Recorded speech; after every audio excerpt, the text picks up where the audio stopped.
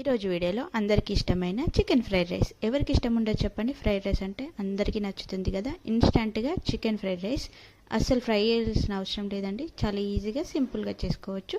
First అయితే చికెన్లోకి ఉప్పు, కారం, పసుపు, ధనియాల పొడి, అల్లం వెల్లుల్లి paste, chicken masala, soya sauce వేసుకొని కలిపేసుకొని ఒక 20 నిమిషాల వరకు పక్కన పెట్టాలి. తర్వాత ఒక ప్యాన్ పెట్టుకొని ఆయిల్ వేసుకొని చికెన్ని షాలో ఫ్రై చేసి క్రిస్పీ అయిన తర్వాత తీసి పక్కన పెట్టేసేయాలి.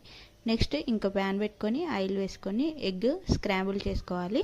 నెక్స్ట్ అందులోకి కట్ చేసి పెట్టుకున్న వెజిటేబుల్స్ కూడా వేసేసుకొని వెజిటేబుల్స్ కొంచెం సాఫ్ట్ అయిన తర్వాత వండి పెట్టుకున్న రైస్ కూడా వేసేసుకొని రైస్లోకి ఉప్పు, కారం, పసుపు, ధనియాల పొడి, జీరా పొడి, chicken masala, soya sauce, vinegar వేసుకొని మసాలాలన్నీ రైస్కి బాగా పట్టేలాగా కలిపేసుకొని లాస్ట్లో ఫ్రై చేసి పెట్టుకున్న చికెన్ వేసేసుకొని ఒకసారి బాగా కలిపేసుకుంటే చికెన్ ఫ్రైడ్ రైస్ రెడీ అయిపోతుంది. నచ్చితే లైక్ చేసి సబ్స్క్రైబ్ చేసుకోండి. Thanks for watching. Bye bye.